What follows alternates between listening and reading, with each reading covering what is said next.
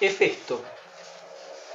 Hefesto es el dios del fuego, no como Hestia, la hermana mayor de Zeus, que es el fuego del hogar doméstico y permanece eternamente virgen, inmóvil en la casa, imagen de la estabilidad familiar y, por esta razón, absolutamente desprovista de mito, sino el fuego de la forja, el fuego plasmador que está en el origen del trabajo de los metales y sin duda al principio no fue muy diferente de los innumerables genios de la metalurgia y de las minas que se encuentran en diferentes lugares del mundo helénico.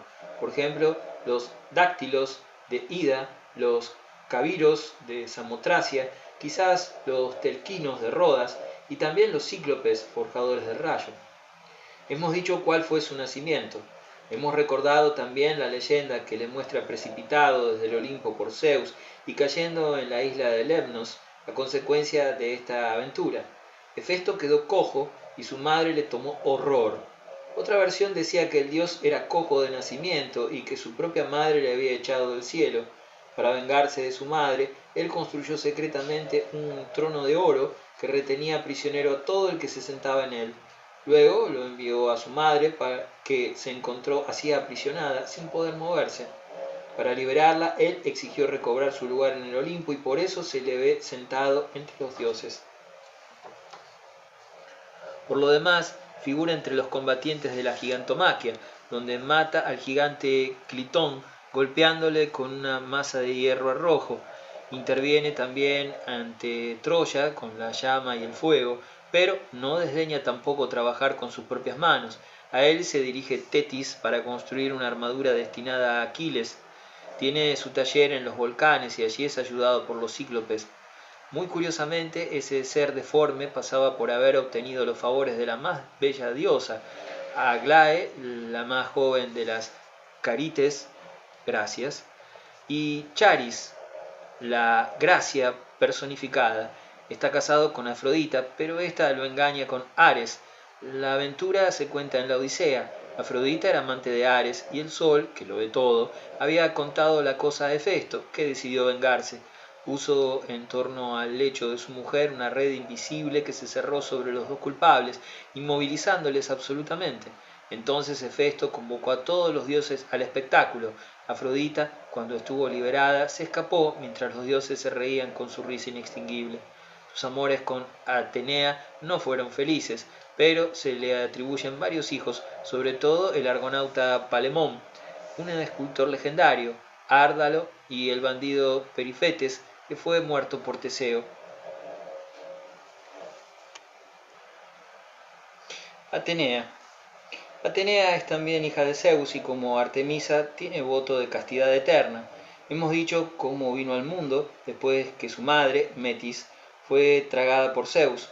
Como Artemisa también es ardiente en el combate y gusta de manejar las armas, pero en vez del arco lleva una lanza y su pecho tiene por coraza una piel de cabra, la égida.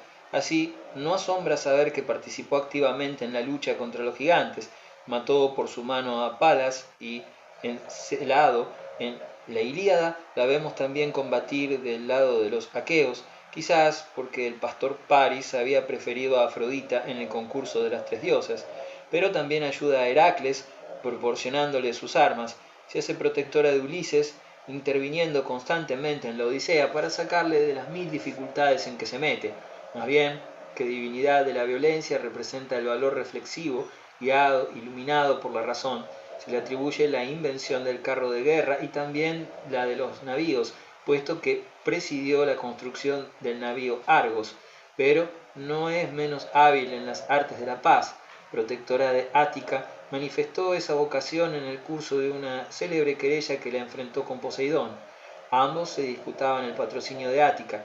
Los dioses habían sido llamados como árbitros y habían decidido que el país pertenecería a aquella de las dos divinidades que hiciera al país el mejor regalo.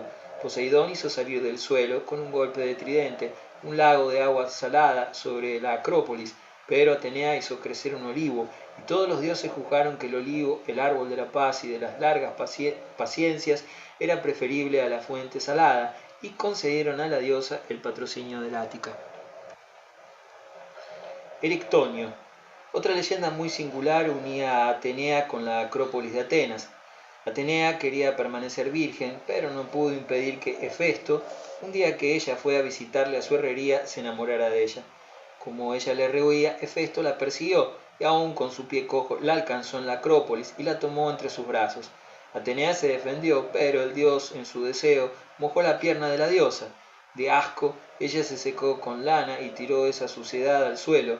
La tierra fue fecundada y dio luz a Erictonio, a quien la diosa recogió y consideró como su hijo, con curiosa ternura.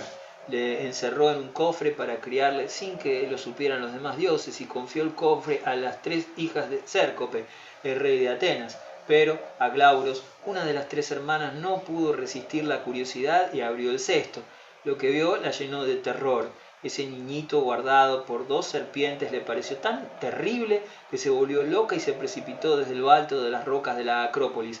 Atenea crió ella misma al niño en su santuario de Atenas y más tarde el rey Cércope le cedió el poder. Erictonio es el fundador de la dinastía de los reyes de Ática, a la que pertenece Teseo. El Paladión. El epíteto de Palas, que precede a menudo al nombre de la diosa, significa muy probablemente muchacha, pero ese epíteto incomprendido había dado lugar a una leyenda. Se contaba que la joven diosa había sido confiada por su padre al dios Tritón, que la criaba con su hija llamada Palas. Las 2 niñas se ejercitaban en las artes de la guerra, y Atenea hirió tan desgraciadamente a su amiga que la mató. Para enmendarlo con honor, Atenea hizo una imagen a su semejanza y la llamó el Paladión, mientras ella misma tomaba el nombre de la joven muerta. El Paladión fue colocado en el Olimpo junto a Zeus, donde siguió mucho tiempo. Pero un día Zeus intentó hacer violencia a la diosa Electra, una de las Pléyades, y como Electra se había refugiado junto al Paladión, Zeus lo derribó desde lo alto del Olimpo. La estatua cayó en derribo desde lo alto en Traode, en el momento en que se fundaba la ciudad de Troya. La estatua caída del cielo fue colocada en el templo de Atenea, que se elevó sobre la ciudadela y se le consideró ese fetiche como garantía de la incolumnidad de la ciudad. Más tarde, el Paladión sería robado por Ulises, ayudado por Diomedes, pero las tradiciones distaban de estar de acuerdo sobre la suerte posterior de la estatua milagrosa. Se hallaba su huella en Arcadia, en Samotracia, en Argos, en Atenas y hasta en Italia, donde habría sido llevada por Diomedes, o incluso por el mismo Eneas, y al fin habrían hallado lugar entre los penates del pueblo romano, en el santuario de Vesta.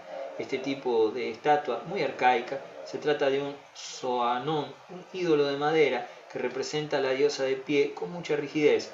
Se remonta quizás a un culto prehelénico, como muchos de los rasgos de la propia diosa Atenea. Aracné. Atenea, diosa de las actividades artesanales, especialmente las femeninas, era la patrona de las hilanderas, de los tejedores, de las bordadoras, etc. Y se contaba sobre este tema la historia de su rivalidad con la Lidia Aracné, hija del tintorero Idmón de Colofón. Aracné era hábil en tejer y bordar y se decía que había sido discípula de Atenea, lo que disgustó a la muchacha, que pretendía no deber su habilidad más que a su talento. Llegó incluso a desafiar a la diosa, que aceptó y empezó por presentarse bajo el aspecto de una vieja, invitando a la presuntuosa a tener más modestia. Aracné no respondió, sino insultando a la diosa, que entonces se rebeló, y empezó el concurso. La tapicería de Aracné era perfecta, pero Atenea se encolerizó, rompió el trabajo de su rival y la golpeó con su lanzadera, y Aracné quedó transformada en araña. Afrodita. Hemos dicho como Afrodita en la teogonía de Sió de K salió del agua del mar que había fecundado la sangre de Urano, no pertenece al más antiguo panteón helénico, a pesar de ese origen que sitúa su nacimiento antes del de Zeus. Es una oriental venida al mundo helénico pasando por la isla de Chipre, donde en Pafos tenía su principal santuario. Desde allí fue a Citeres antes de instalarse en Corinto. Afrodita es la diosa del acto de amor. Según las épocas se representa desnuda o con ropajes, teniendo en la mano una paloma, su ave favorita. Alrededor de ella hay servidoras, sobre todo las cárites y las horas, que se encontraron asociadas a su cortejo, sobre todo a partir de la época helenística. Se la muestra también navegando sobre el mar, rodeada de las Nereidas y de todas las divinidades menores que encarnan las gracias del mundo. Como era natural, Afrodita fue la heroína de numerosas leyendas amorosas. Hemos recordado su pasión culpable por Hades. Sus amores dieron nacimiento a varias divinidades: Eros, el amor, y Anteros, el amor recíproco o correspondido, Deimos y Fobo, el terror y el temor, y también Armonía, que había de llegar a ser la mujer del tebano Cadmo. Adonis. Afrodita conserva de sus orígenes orientales otro amante, el dios sirio Adonis, que fue adoptado por la mitología griega. Su leyenda suele ser la siguiente: el rey de Siria, Teias, tenía una hija, Mirra o Esmirna, a la que una maldición de Afrodita había impulsado a cometer incesto con su padre. 11 noches logró, con la complicidad de su nodriza, unirse con él, pero a la 12ª, Teias lo advirtió y se precipitó sobre su hija para matarla. Mirra huyó, y los dioses, compadecidos de ella, la transformaron en árbol, el árbol de Mirra. 10 meses más tarde estalló la corteza y salió un niño que recibió el nombre de Adonis.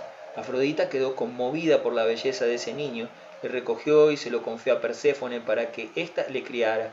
Pero Perséfone se prendó del hermoso niño y rehusó devolvérselo a Afrodita. El debate entre las dos diosas fue arbitrado por Zeus, y se decidió que el joven Adonis viviría un tercio del año con Afrodita, un tercio con Perséfone y un tercio donde quisiera. Pero Adonis prefirió pasar los 2 tercios del año con Afrodita y solamente el resto en los infiernos.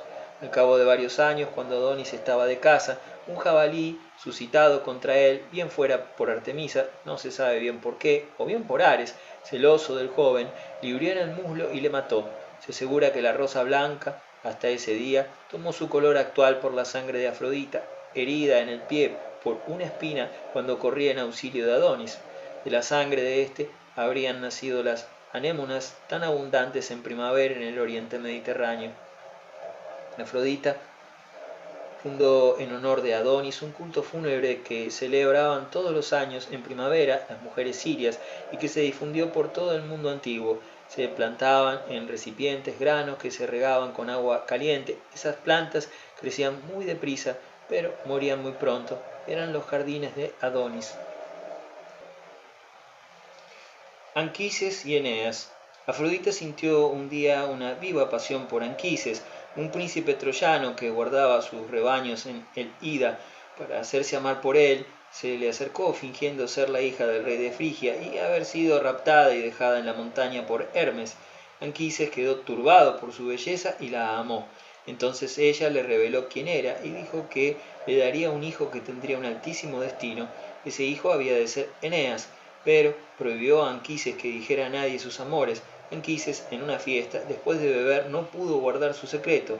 Zeus le castigó, bien fuera dejándole cojo, bien fuera quitándole la vista.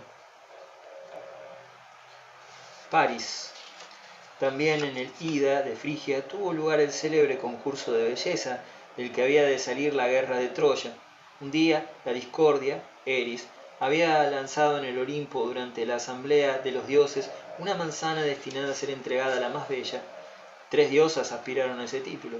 Zeus hizo que la llevara Hermes a la montaña de Troada, donde uno de los hijos de Príamo, Alejandro, también llamado París, guardaba sus rebaños, y cada cual trató de persuadir a su juez para que decidiera en su favor.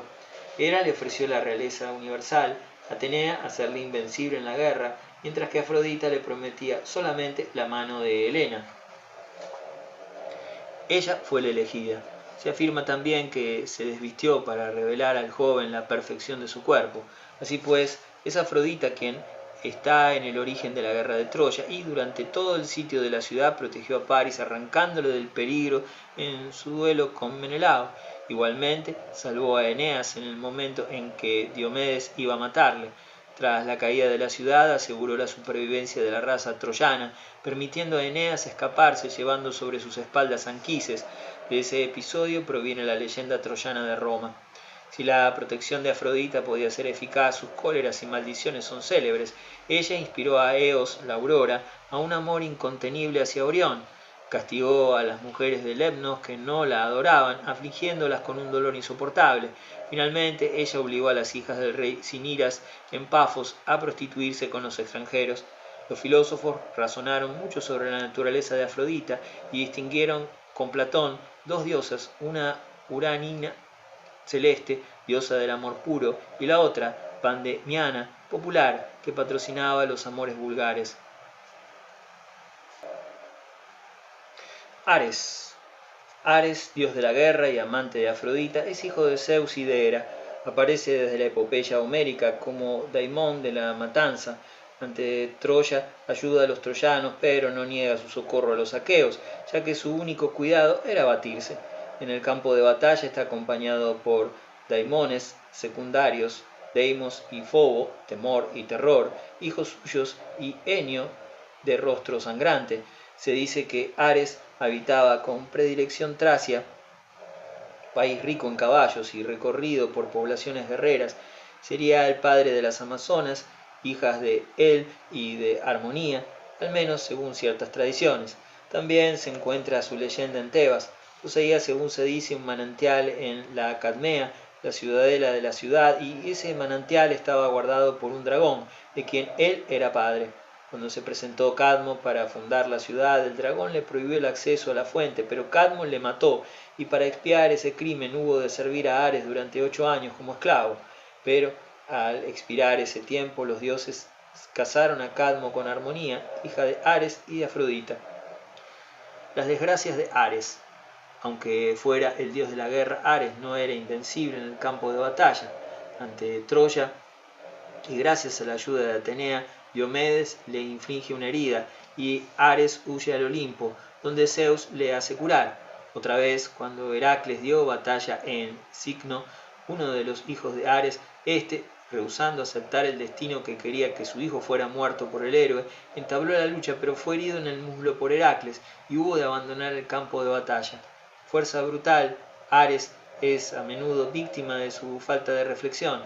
Cuando su hija, la amazona Pentesilea, fue muerta ante Troya por Aquiles, Ares se precipitó para vengarla sin tener en cuenta la voluntad de los destinos, y Zeus le detuvo disparándole un rayo. En Atenas, la colina del Areópago debía su nombre a una desgracia del dios. Al pie de la colina había una fuente. Allí, un día, Ares observó a Elirrotio, el hijo de Poseidón y de la ninfa Eurito, que intentaba violar a Alcipe, una hija que él había tenido con Aglauros. Ares se lanzó a proteger a su hija y mató a Elirrotio, pero Poseidón le hizo comparecer ante un tribunal compuesto por todos los olímpicos, en la colina misma, a cuyo pie había tenido lugar el crimen. Y los dioses absolvieron a Ares. El recuerdo de ese hecho se reunía en Atenas el Areópago o colina de Ares, un tribunal que juzgaba todos los crímenes y delitos de orden religioso. Los amores de Ares son numerosos. Además de su célebre aventura con Afrodita, amó muchas mortales, de las que tuvo hijos, casi siempre hombres violentos que atacaban a los viajeros. Así tuvo de Pirene 3 hijos, Cicno, Diomedes, de Tracia y Licaón. Los 3 habían de ser muertos por Heracles. También es el padre de Enómao, rey de Pisa en Élida, cuya leyenda va unida a la fundación de los Juegos Olímpicos. Enómao tenía una hija, Hipodamía, cuya mano rehusaba sistemáticamente a los numerosos pretendientes que se presentaban. Quienquiera solicitase casarse con Hipodamía debía luchar con él en una carrera de carros. Enómao era siempre vencedor, pues sus caballos divinos le habían sido dados por Ares. Entonces mataba al desdichado competidor y clavaba su cabeza a la puerta del palacio. Un día se presentó Pélope, hijo de Tántalo. Hipodamía se enamoró de él y le ayudó a corromper a Mirtilo, el cochero de su padre. Mirtilo sustituyó con una clavija de cera la clavija de bronce que sujetaba la rueda del eje. Enómao, durante la carrera, fue lanzado del carro y pereció arrastrado por sus caballos. Los animales consagrados a Ares son el perro y el buitre. Poseidón. Hijo de Cronos y de Rea, Poseidón reina en el mar, que le ha otorgado el destino. Se aseguraba que en su infancia había sido criado por los telquinos, los daimones mágicos y metalúrgicos de Rodas, tan hábiles en esculpir imágenes de los dioses como en hacer caer a su voluntad la lluvia y la nieve. Al llegar adolescente, Poseidón se casó con Alia, la hermana de los telquinos, a quien dio 6 hijos y una hija llamada Rodos, epónima de la isla de Rodas. Poseidón no solamente reina en el mismo mar, sino en las costas, deshace los acantilados y las islas y hace brotar las fuentes. Está armado de un tridente, el arma por excelencia de los pescadores de atún, y se hace llevar en un carro que arrastran animales monstruosos, medio caballos, medio serpientes. En torno a él figura todo un cortejo de seres marinos, de delfines y también de nereidas, y diversos daimones del mar, tales como Proteo, el pastor que guarda los rebaños de focas pertenecientes a Poseidón y que está dotado del poder de metamorfosearse, o Glauco, que había nacido mortal y se ganaba la vida como pescador en Antedón, pero que por azar probó una hierba milagrosa y se volvió dios marino, y otros muchos más. Poseidón había participado en la conjuración de Hera contra Zeus, había sido castigado por ello, debiendo ponerse al servicio del rey de Troya, Laomedonte, y había construido las murallas de la ciudad con Eaco, pero, acabado el trabajo, Laomedonte rehusó pagarle el trabajo convenido. Poseidón se vengó enviando un monstruo que asoló el país y hubo de ser muerto por Heracles, después de que el rey se vio obligado a exponer a su propia hija, Hesione, pero el dios permaneció siempre hostil a los troyanos. Durante la guerra, combate al lado de los aqueos. Ávido de los homenajes de los mortales, Poseidón quiso llegar a ser patrono de varias ciudades. En eso entró en conflicto con otras varias divinidades y generalmente no obtuvo satisfacción. Hemos contado su querella con Atenea. En cuanto al Ática, a Helios le disputó Corinto. El gigante Briareo, elegido juez, atribuyó la ciudad a Helios. En Egina fue suplantado por Zeus, en Naxos por Dionisio, en Delfos por Apolo, en Trecene por Atenea, en Argos por Oneo fue encargado de arbitrar el conflicto entre los dios y Hera, decidiendo a favor de esta. Poseidón castigó a la Argólida con sequía, extinguiendo todas las fuentes del país. En ese momento es cuando llegaron a Argólida Dánao y sus hijas.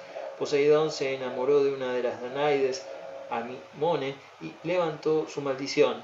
De los amores de Amimone y del dios nació el héroe Nauplio. Los hijos de Poseidón. Las uniones de Poseidón fueron en general fecundas, pero los seres que engendró fueron como los hijos de Ares, violentos y malvados. Así, con Toosa engendró a Polifemo, uno de los cíclopes de que habla la Odisea, y que son distintos a los cíclopes uranianos, con Medusa al gigante Criasor y al caballo Pegaso. De Ifimedia tuvo a los Aloadas, Cerción y el bandido Escirón, que perecieron ambos a manos de Teseo. Lamo, el rey de los Lestrigones, a quien la Odisea muestra como un caníbal, y el cazador maldito Orión, eran hijos suyos. Como Zeus, Poseidón es el antecesor mítico de un gran número de familias. Unido a Libia, nieta de Io, engendró a Agenor, rey de Sidón, y a Belo, el padre de Danao y de Egipto. También es el abuelo del héroe Maratón, que es padre de Sición y de Corinto, epónimos de Sición y de Corinto. Figura entre los antepasados del rey de Pilos, Néstor, y de Pelias, así como también de los grandes héroes tebanos Anfión y Seto. Poseidón tiene una esposa legítima, Anfitrite, una nereida, pero ésta no le dio hijos en cuanto a su matrimonio con Helia. Hades y Perséfone. Los infiernos. El reino de Hades es descrito a menudo por los poetas, pero la idea que se ha tenido de él ha variado según las épocas. Lo más frecuente era imaginarlo como un territorio rodeado por un cauce de agua, una vasta marisma que atravesaba ríos de siniestros nombres. El Aqueronte, cuyo nombre estaba en relación con la palabra que significa dolor, el Cosito, o río de los gemidos, el Estigio, el Flegetón, o río de fuego, y el Leteo, o agua del olvido. Aqueronte y Cosito son en realidad dos ríos del Epiro que atravesaban paisajes desolados en que se abrían bocas del infierno. Los otros tres son puramente míticos. Se contaba que Aqueronte, hijo de Gea, había sido condenado a quedarse bajo tierra durante una parte de su curso por una antigua culpa. Durante la gigantomaquia había accedido a dar de beber a los gigantes. El Estigio. El Estigio es hijo de la noche, había tomado enseguida el partido de los olímpicos y por esta razón Zeus le había dado el privilegio de ser el garantizador de los juramentos que pronunciaban los dioses. Cuando un dios quería vincularse con un juramento, Iris iba a sacar un recipiente del agua del Estigio y la llevaba al Olimpo como testigo del juramento. Si el dios perjuraba, quedaba privado de aliento durante un año y luego vivía 9 años apartado de las reuniones divinas. El nombre de Estigio lo llevaba también una fuente de Arcadia, cuyas aguas, según se decía, estaban dotadas de propiedades perniciosas. Era un veneno violento y rompía los metales que se sumergían en ella. Esta fuente pasaba por ser un brote del río infernal. Caronte. Los muertos al llegar a los infiernos empezaban por encontrar la marisma del Aqueronte, que habían de pasar en una barca llevada por un barquero llamado Caronte, viejo siniestro el que debían pagar un óbolo como precio de la travesía. Se explicaba así la costumbre de poner en la boca de los muertos una moneda. Si resultaban incapaces de pagar el precio de su travesía, eran condenados a errar por las orillas del Aqueronte, no pudiendo hallar reposo. Eso les pasaba a los muertos privados de sepultura. Una vez llegados al reino de Hades, los muertos eran juzgados por un tribunal compuesto, tal era la creencia en la época clásica, por 3 jueces, Minos, Eaco y Radamanto, a quienes su reputación de piedad les había valido ese cargo tras su muerte. Radamanto, especialmente, hermano de Minos y de Sarpedón, hijo de Zeus y de Europa, pasaba por haber redactado durante su vida el código de las leyes cretenses, que había servido de modelo a muchas ciudades griegas. Los culpables eran castigados en el Tártaro, y las almas elegidas eran enviadas a los campos elíseos, morada maravillosa, en que continuaban una vida más lenta, pero toda ella de placeres, en una pradera florecida de asfódelos. Al menos esa es la creencia que acabó por imponerse. Pero, en fecha antigua, la noción de un juicio moral era casi desconocida. Los condenados eran aquellos que habían incurrido en la cólera de los dioses, que les aplicaban una venganza eterna. La leyenda retiene entre los condenados a Sísifo, a Tántalo y a Ixión, a las Danaidas. Sísifo, fundador de Corinto, pertenecía a la raza de Deucalión, testigo de la crianza por Zeus de la joven Egina, hija de Asopos. Sísifo le había revelado a éste el nombre del violador.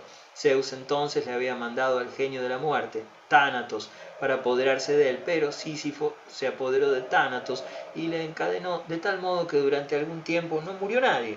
Finalmente Sísifo consintió en liberarle, pero cuando Tánatos quiso llevárselo, mandó a su mujer que no le diera sepultura. En los infiernos pidió permiso para volver a subir a castigar a su esposa impía. Hades le dejó ir, y Sísifo por supuesto no volvió. Cuando murió por fin, muy viejo, los dioses se apresuraron a darle una tarea capaz de retenerle. Debía subir rodando una enorme roca por una cuesta y en el momento de llegar a la cima la roca volvía a caerse y en el trabajo tenía que empezar otra vez. Tántalo es un hijo de Zeus y reinaba en Lidia. Tuvo como hijos a Pélope, antecesor de los Átridas, y a Níobe. Se cuenta que había perjurado por no devolver a Hermes el perro que le había sido confiado. La culpa parece leve para el castigo que acarreó. En los infiernos Tántalo estaba sumergido en un lago, devorado de sed, trataba de mojar en él sus labios, pero el agua se desvanecía cada vez. Hambriento trataba de aferrar una rama cargada de fruta que colgaba sobre su cabeza, pero la rama volvía a elevarse más allá de su alcance. Ixión, culpable de haber querido violar a Hera, estaba sujeto a una rueda inflamada que giraba en el aire. En cuanto a las Danaidas, las 50 hijas de Dánao, que huyó de su hermano Egipto y de sus 50 hijos, y había hallado refugio en Argólida, eran culpables de un crimen que les había impuesto su padre. Los 50 hijos de Egipto, al hallar las huellas de Dánao, exigieron casarse con sus primas. Dánao consintió, pero la noche de bodas dio espadas a sus hijas y les ordenó que mataran a sus maridos. Solo Hipermnestra tuvo el valor de desobedecer. Sus hermanas, después de haber llevado una vida sin gloria, fueron castigadas en los infiernos. Se les impuso que llenaran un tonel sin fondo en el que el agua se escapaba a medida que lo echaban. Cerbero. La entrada de los infiernos estaba guardada por el Cerbero, que poseía 3 cabezas, 3 colas de serpiente y cuyo cuerpo estaba erizado de víboras.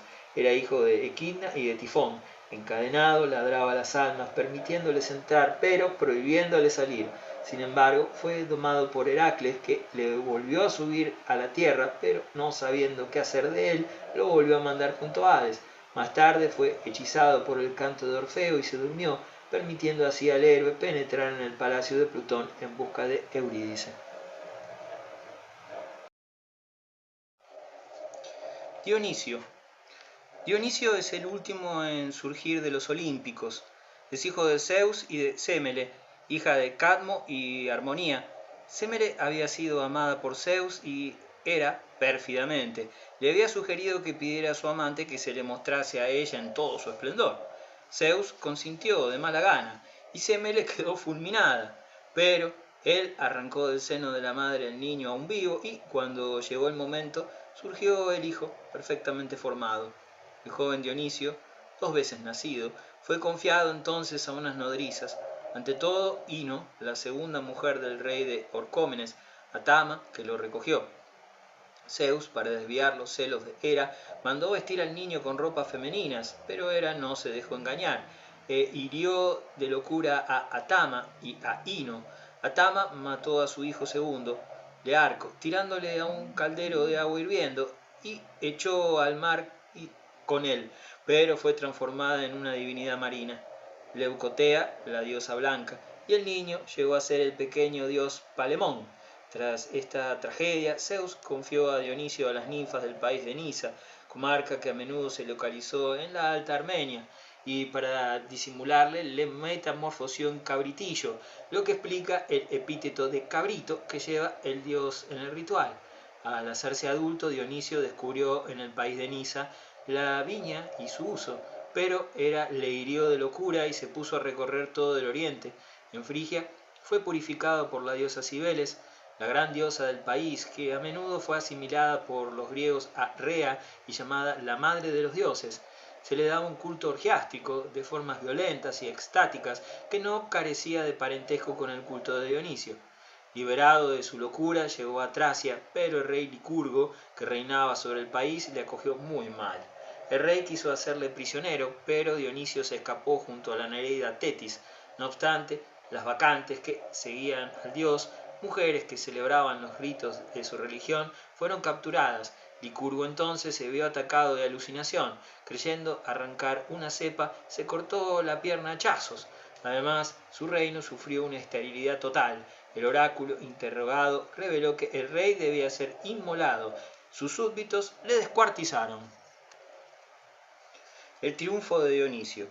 Desde Tracia, Dionisio llegó a la India, que conquistó con las armas de las tropas que reunía de camino, y también por sus encantamientos. Volvió a Grecia acompañado de un cortejo triunfal, en un carro tirado por panteras y adornado de pámpanos, escoltado por silenos, bacantes, sátiros y otros daimones de la fecundidad, tal como el dios Príapo. En Grecia, Dionisio llegó a Beocia, país de su madre, quiso introducir a las bacanales en Tebas, donde reinaba el rey Penteo. En el curso de estas fiestas, el pueblo, pero sobre todo las mujeres, eran invadidos por un delirio místico y corrían por la montaña lanzando gritos y olvidando toda decencia. Penteo prohibió esos ritos, pero fue castigado, pues su misma madre, Agave, le destrozó con sus propias manos en un delirio sagrado, tomándole por un cervato. En Argos, Dionisio manifestó su poder de modo análogo, infundiendo locura a las 2 hijas del rey Preto, que se pusieron a errar por el campo creyéndose convertidas en terneras. Fueron curadas por el adivino Melampo, que obtuvo para sí y para su hermano Bías los 2 tercios del reino de Argos. Verdad es que otra tradición atribuía el delirio de las Proteidas a la cólera de Hera.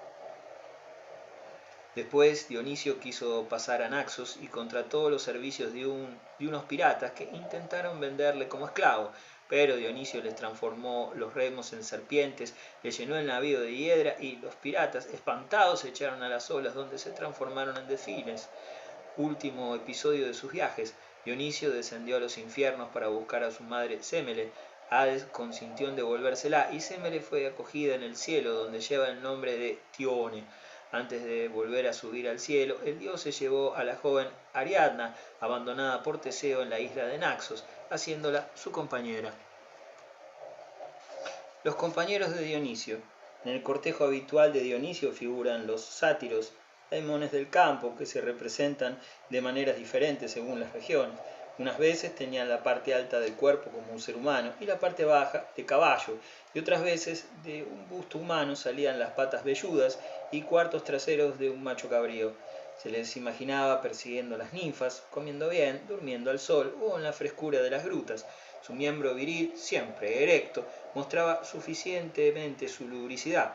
Existía un género literario, el drama satírico, que les ponía en escena como compañeros de Dionisio, patrono de la poesía dramática.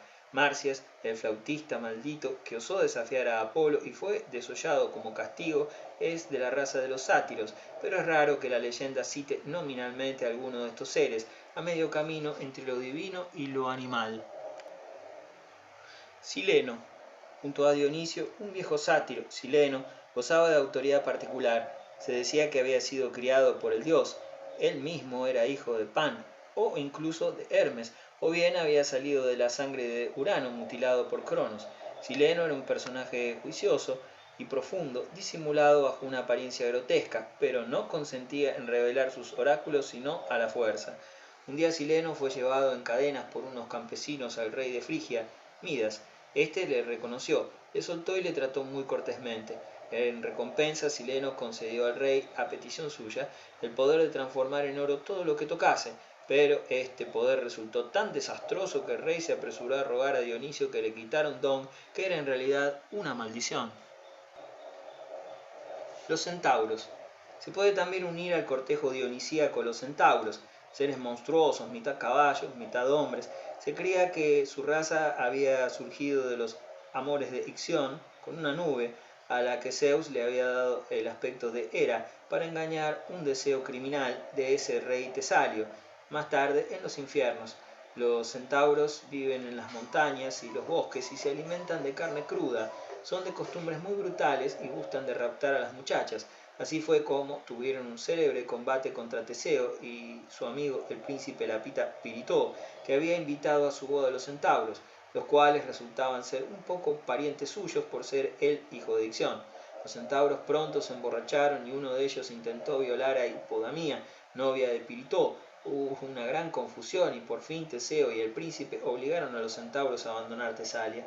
Sin embargo, existían dos centauros que tenían una genealogía diferente y costumbres más suaves.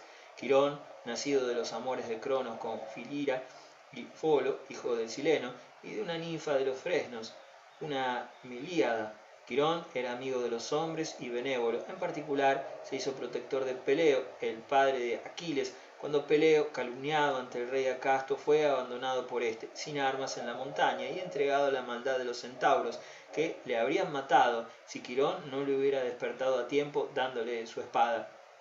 Quirón crió a Aquiles, a Jasón y a Asclepio, y les enseñó la moral, la música y la medicina. Quirón era inmortal, pero herido accidentalmente por una flecha de Heracles, sufrió de tal modo que cambió su inmortalidad por la mortalidad de Prometeo, y así pudo hallar el reposo. Folo, por su parte, está unido a la leyenda de Heracles.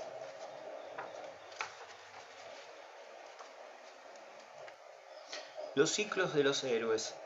El arquetipo de los héroes es Heracles. Ya su nombre es por sí solo significativo, puesto que quiere decir la gloria de Hera. No es el nombre de un dios, sino quizás un nombre ritual, tomado voluntariamente a la diosa por un devoto o asignado por la tradición sacerdotal a un paredro de la gran diosa de Argos.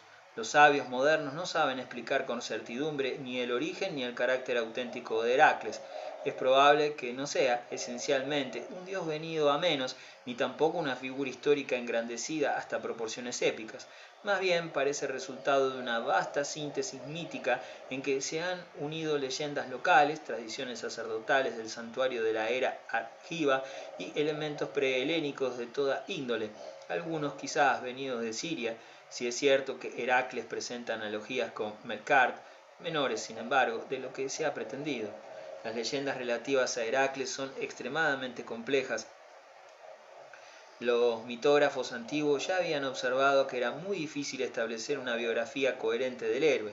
Siguiéndoles, distinguiremos el ciclo canónico de los 12 trabajos, las hazañas independientes de este ciclo y finalmente las aventuras secundarias más o menos hábilmente ligadas a los 12 trabajos.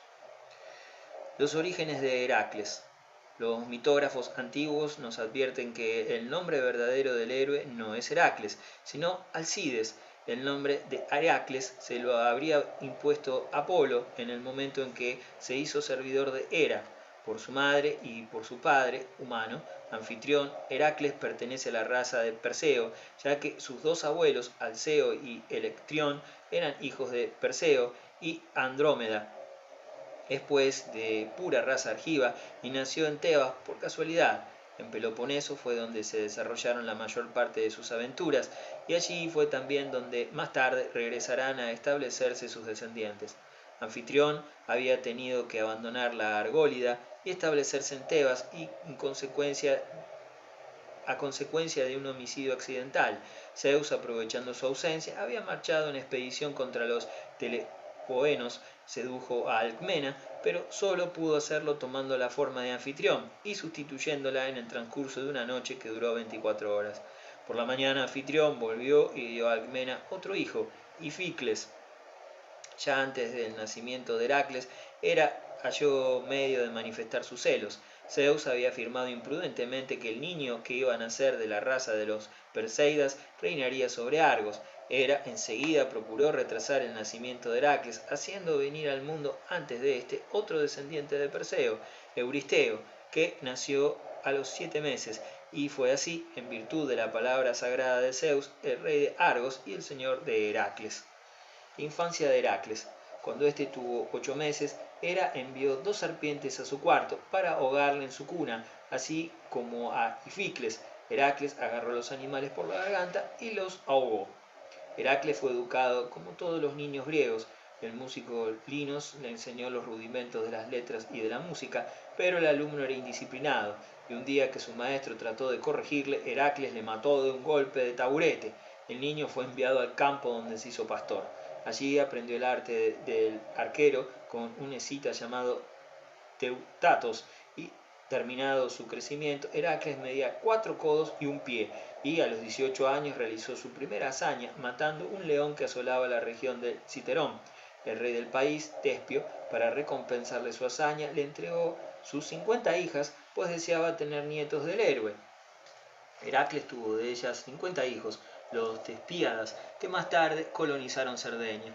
Volviendo de la caza al león, Heracles encontró a los enviados del rey Orcómenes Erigino, que venían a reclamar el tributo que los tebanos pagaban entonces a su señor.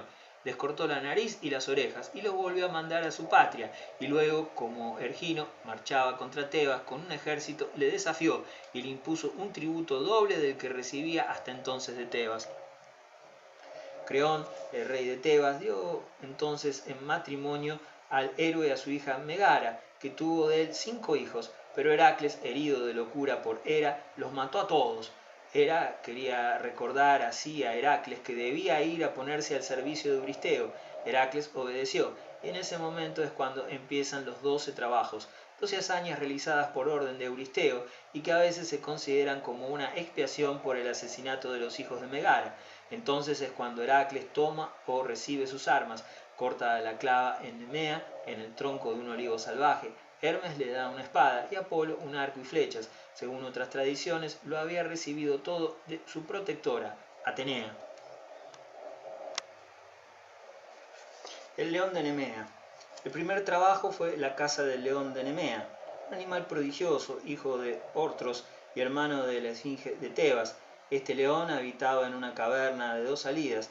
Heracles tapó una y, sujetando al monstruo, le ahogó entre los brazos. Muerto el león, Heracles le desolló, utilizando para ello las mismas garras de la bestia, y se sirvió de su piel como de una coraza y de su cabeza como de un casco. En el curso de esta caza fundó los Juegos Nemeos. La hidra de Lerna. Tras el león de Nemea viene la hidra de Lerna, hija de Equidna y de Tifón, y criada por la misma Hera. Era una serpiente de 100 cabezas, su aliento era pestífero y mortal. Heracles le cortó esas horribles cabezas, pero como le volvían a salir al mismo tiempo, encargó a su sobrino Iolaos, que le acompañaba, que quemara la herida cada vez con un tizón ardiente. Luego mojó sus flechas en la sangre de la hidra para envenenarlas. El jabalí de Erimanto. En el monte Erimanto vivía un jabalí monstruoso. Heracles obligó al animal a salir de su pocilga y le empujó a través de una nieve espesa que cubría el país. Luego, cansado, el animal se lo cargó a la espalda y lo llevó vivo a Euristeo, que tuvo tanto miedo que se escondió en una tinaja enterrada. La cierva de Cerinio. En Enoe, cerca del monte Cerinio, una cierva de gigantesca talla asolaba las cosechas.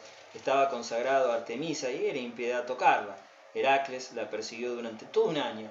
Cuando estuvo exhausta, le hirió ligeramente con una flecha y pudo llevársela a hombros. Al atravesar Arcadia, encontró a Artemisa y a Apolo, que quisieron recobrar la cierva y le acusaron de haber querido matar el animal sagrado. Pero él eludió la cuestión echándole la culpa a Euristeo, cuyas órdenes ejecutaba. Los pájaros del lago Estínfalo. En la región del lago Estínfalo, en Arcadia, un espeso bosque abrigaba nubes de pájaros que en otro tiempo habían huido de una invasión de lobos. Devoraban todos los frutos e incluso atacaban a los caminantes. Euristeo ordenó a Heracles que los destruyera. Para obligarles a abandonar su bosque, éste recurrió a castañuelas de bronce que le dio Atenea y que eran obra de Festo. Al ruido, los pájaros se fueron volando y Heracles los mató a flechazos. Según otra versión, esos pájaros eran buitres que devoraban incluso a los hombres y sus plumas eran de acero. Las lanzaban sobre sus víctimas, traspasándolas así. Los establos de Augias. Había en Elis, en el Peloponeso, un rey llamado Augias, que era hijo del sol. Había heredado de su padre numerosos rebaños, pero descuidaba hacer sacar el estiércol de sus establos, condenando así el país a la esterilidad. Heracles fue encargado de limpiar esos establos. Antes hizo que el rey prometiera darle un salario si lograba la operación en un tiempo dado, es decir, en un solo día. Heracles lo logró, desviando hasta el palacio las aguas de dos ríos, el Alfeo y el Peneo, pero Augias rehusó pagarle y desterró a Heracles. El toro de Creta. El séptimo trabajo tuvo lugar en Creta. Allí un toro monstruoso se había vuelto furioso. ¿Qué toro era ese? Quizás aquel cuya forma había tomado en préstamo Zeus para raptar a Europa. Quizás aquel de que se había enamorado Pasífae. O quizás un regalo de Poseidón que Minos había conservado en sus rebaños en vez de sacrificarlo al dios, como se había convenido. Fuera lo que fuera, ese toro debía ser llevado vivo a Euristeo. Heracles fue a Creta, obtuvo el permiso de Minos y atrapó el toro a la carrera. Luego se lo llevó a Grecia, algunos dicen que a nado, y se lo dio a su señor, quien se lo ofreció a Hera, pero la diosa rehusó aceptar el obsequio y lo soltó por los campos. Es el que más tarde debió abatir Teseo en la llanura de Maratón. Las yeguas de Diomedes. Diomedes, rey de Tracia e hijo de Ares, poseía 4 yeguas que se alimentaban de carne humana. Heracles fue a Tracia y entregó a Diomedes a que se lo comieran sus propias yeguas. El cinturón de Hipólita. Euristeo tenía una hija, Admete, que deseó poseer el cinturón de Hipólita, la reina de las Amazonas. Ese cinturón se lo había dado el propio Ares a la reina. Heracles se puso en camino con algunos compañeros y llegó a las Amazonas. Hipólita accedió voluntariamente a darle su cinturón, pero Hera provocó una querella entre las Amazonas y el séquito de Heracles. Se produjo una batalla. Heracles, al creerse traicionado, mató a Hipólita. Los bueyes de Gerión. Los 3 últimos trabajos arrastraron a Heracles muy lejos del mundo conocido. El héroe se evade del marco geográfico puramente griego y franquea los límites del universo humano. Euristeo le envió ante todo a buscar los bueyes de Gerión, el hijo de Criasor, que guardaba el boyero Euritión, ayudado por el perro Ortros, en la isla de Eritia. Esta isla estaba situada en el extremo occidente, más allá del océano. Para atravesar este, Heracles tomó prestada la copa del sol. la embarcación de que se servía el astro todas las tardes para regresar a su palacio, en el otro extremo del mundo. Para obtener ese préstamo, Heracles hubo de amenazar al sol con sus flechas. Asimismo, hubo de intimidar al océano para evitar ser sacudido demasiado duramente por sus olas durante la travesía. Al fin llegó a la isla sagrada, mató de un golpe de maza al perro Ortros, el pastor, y finalmente al propietario de los bueyes, el mismo gigante Gerión, que acudió en socorro de su gente. Luego reemprendió el mismo camino y desembarcó en Tartesos. Allí elevó 2 columnas que marcan la entrada del océano, las columnas de Hércules, como llamamos hoy día a la roca de Gibraltar, y la de Ceuta, y comenzó un largo viaje a través de España y Galia para volver a Grecia. De camino fue atacado por un gran número de bandidos, sobre todo en Liguria, en la llanura de Lacrau, donde lapidó a sus enemigos con rocas que le dio Zeus y que aún hoy se diseminan por la comarca. En Roma tuvo que combatir contra Caco, el bandido del Aventino. Llegado al fin a Argos, sacrificó el resto del rebaño a Hera. El cancerbero. El 11º trabajo llevó a Heracles a los infiernos, para buscar al cancerbero. Antes de partir se hizo iniciar en los misterios de Eleusis, que enseñaban a los fieles los medios de llegar al reino de Hades y sobre todo de volver. Heracles pasó por la boca del infierno, situada en el cabo Tenaro. Algunas sombras intentaron cerrarle el camino, sobre todo la de la gorgona Medusa, pero el héroe superó estos obstáculos y se presentó ante Hades. Este consintió en darle el cerbero si podía dominarlo con sus manos. Es lo que hizo Heracles, tras de lo cual volvió con su prisionero a encontrar a Euristeo, quien de miedo se encerró en su tinaja subterránea. No sabiendo qué hacer del perro, Heracles se lo volvió a llevar a Hades. Las manzanas de las Hespérides. Finalmente Euristeo pidió las manzanas de oro del jardín de las Hespérides. Estas, las ninfas de la tarde, habían confiado su jardín a la custodia de un dragón de 100 cabezas, nacido de Quirna y de Tifón. Heracles partió hacia su país. Empezó por averiguar el camino. Pasando por Macedonia, encontró a Cicno, hijo de Ares, y le mató. Luego atravesó Iliria y llegó a las bocas del Erídano, el Po, donde unas ninfas le dijeron que el único ser que sabía el camino que deseaba conocer era Nereo, el dios marino. Llegado a presencia de Nereo, Heracles le encadenó y le obligó a hablar. A partir de ese momento, el itinerario de Heracles se hace poco inteligible. Va a Libia, donde ha de luchar contra el gigante Anteo, hijo de la tierra, que recobraba sus fuerzas cada vez que tocaba a su madre. Heracles tuvo que ahogarle, elevándole en sus brazos. Luego atravesó Egipto, donde mató al rey Busiris, que sacrificaba a los extranjeros. Se le encuentra en Arabia, donde mata a Ematión, hijo de Titono. Llegado a orillas del Mar Rojo, se embarca de nuevo en la Copa del Sol y llega a la región del Cáucaso, donde libera a Prometeo, matando al águila que devoraba el hígado del desgraciado. Para agradecérselo, Prometeo le enseñó que no podía coger él mismo las manzanas maravillosas, sino que las debía coger Atlas. Entonces fue a buscar a Atlas, condenado a llevar el cielo sobre sus hombros, y le ofreció reemplazarle mientras el otro fuera a coger las manzanas deseadas. Atlas asintió, trajo las manzanas y declaró entonces que iría a llevárselas él mismo a Euristeo. Heracles fingió consentir, pidiendo solamente que Atlas le deslizara un cojín en el hombro. El otro, sin desconfianza, aceptó, pero mientras sostenía el cielo, Heracles se escapó, se llevó las manzanas y dejó a Atlas con su carga. Euristeo, cuando obtuvo los frutos maravillosos, los consagró a Atenea, que se apresuró a hacer que Heracles los volviera a llevar donde los había tomado, ya que el destino prohibía que estuvieran en otro lugar. Las expediciones militares. Son múltiples las expediciones militares realizadas con ayuda de numerosos compañeros. Una de ellas la hizo contra Troya. Heracles había sido engañado por el rey Laomedonte, que reinaba sobre la ciudad.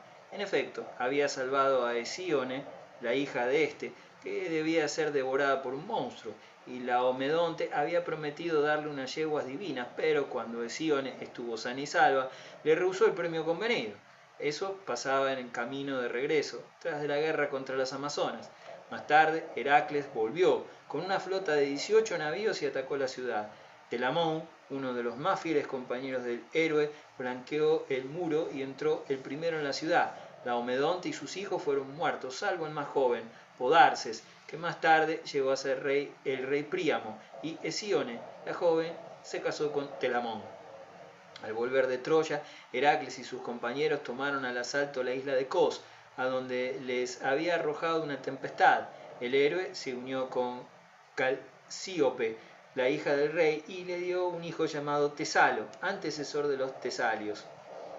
Luego se presentó ante Elis para reclamar el salario que le había negado el rey Augias. Augias le enfrentó un ejército mandado por sus sobrinos, los Moliónidas, gigantes de fuerza sobrehumana.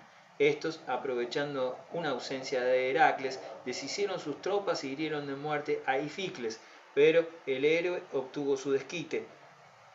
Mató a los dos gigantes en una emboscada e instaló como rey en su lugar al hijo de Augias, Fileo, que en otro tiempo había defendido su causa ante su padre. En ese momento es cuando se suele situar la fundación de los Juegos Olímpicos, con la consagración del recinto sacro, el Altis, y la dedicación de un santuario a Pélope. En Pilos, en Mesenia, reinaba el rey Neleo, que tenía 11 hijos, el mayor de los cuales era Periclimeno, en realidad hijo de Poseidón, y el más joven, Néstor. Heracles tenía viejos agravios bastante oscuros contra Neleo. Tras la derrota de Augias, se volvió contra él. Hubo un singular combate entre Heracles y Periclimeno, que tenía el don de la metamorfosis. Tomó la forma de una abeja, pero Atenea vigilaba y reveló la astucia a Heracles, que aplastó al insecto entre los dedos. Pilos fue pronto tomada. Heracles mató a Neleo, puso en su lugar al joven Néstor, que había de participar muy viejo en la guerra de Troya, pidiéndole que conservara el reino hasta que volviera al Peloponeso sus descendientes, los Heráclidas.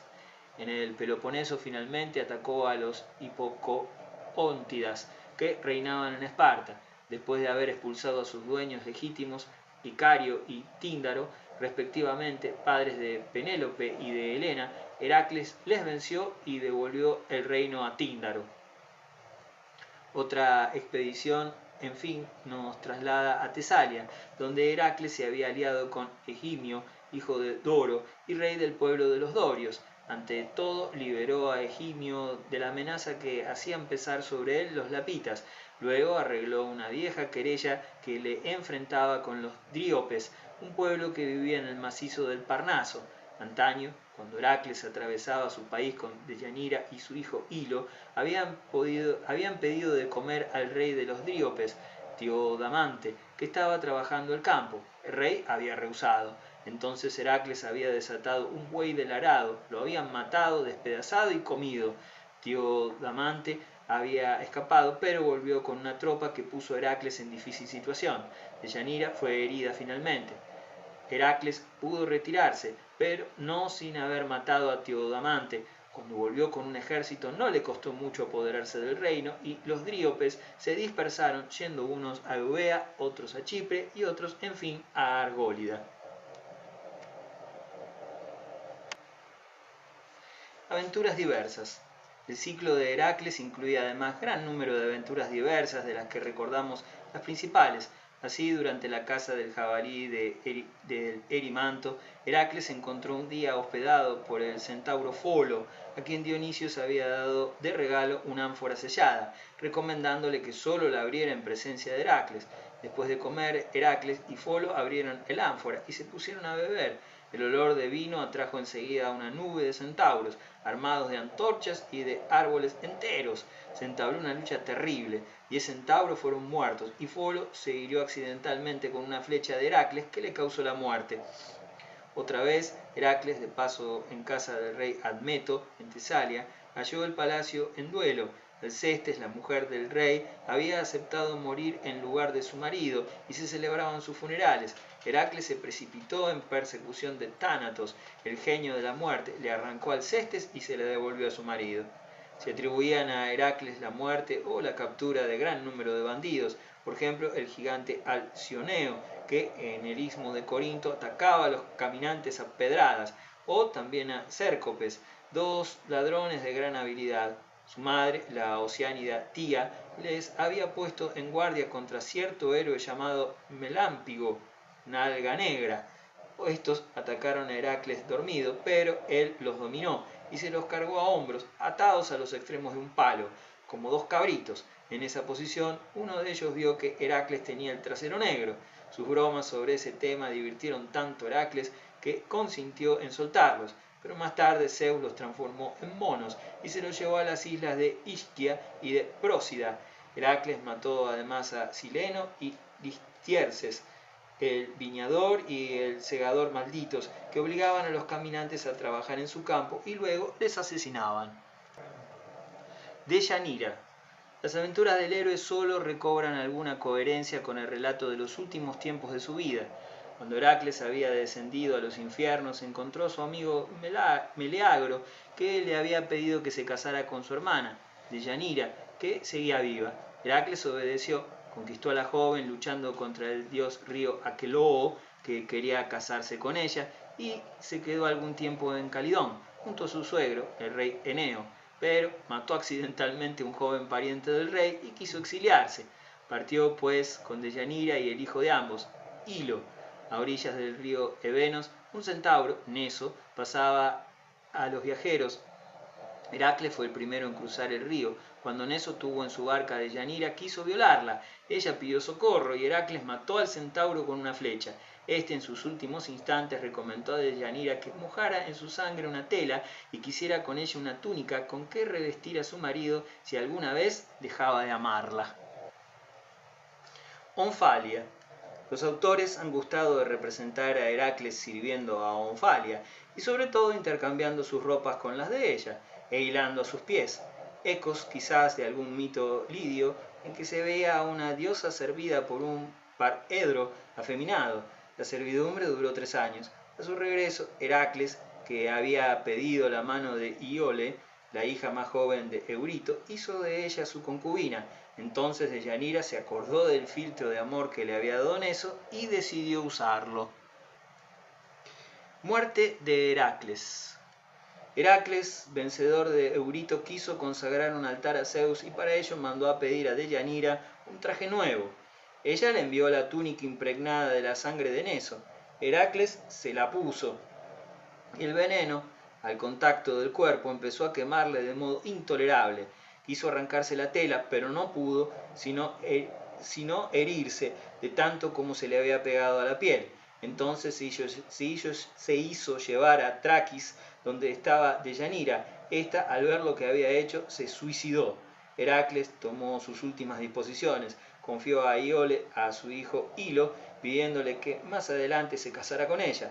Luego se dirigió al monte Eta, hizo una gran pira y subió a ella. Ordenó a sus servidores que le pegaran fuego, pero todos rehusaron, salvo Filoctetes, que se resignó y, en recompensa, recibió el arco y las flechas de Heracles. La pira ardía todavía cuando resonó un trueno, y el héroe, liberado de los elementos mortales de su cuerpo, fue arrebatado al cielo. En el Olimpo se reconcilió con Hera, se celebró una ceremonia en la que se simuló su nacimiento como si saliera del vientre de la diosa y se casó con Hebe, personificación de la juventud.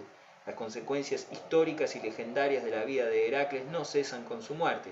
Inmediatamente después de esta, todos los hijos que había tenido fueron perseguidos por Euristeo. Se refugiaron en Atenas, donde les acogió Teseo, o sus hijos. Euristeo declaró la guerra a Atenas, pero en el combate fue muerto por Hilo. Los Heráclidas quisieron entonces volver al Peloponeso, la patria de sus antepasados. Bajo la guía de Hilo se apoderaron fácilmente del país, pero al cabo de un año la peste les asoló y un oráculo declaró que los Heráclidas habían vuelto demasiado pronto. Se retiraron y se establecieron en la llanura de Maratón. De vez en cuando interrogaban al oráculo, que les daba respuestas ambiguas. Entonces los Heráclidas hacían una nueva tentativa que fracasaba. Solo en la tercera generación, bajo el mando de Témenos y atacando por mar, lograron conquistar el Peloponeso.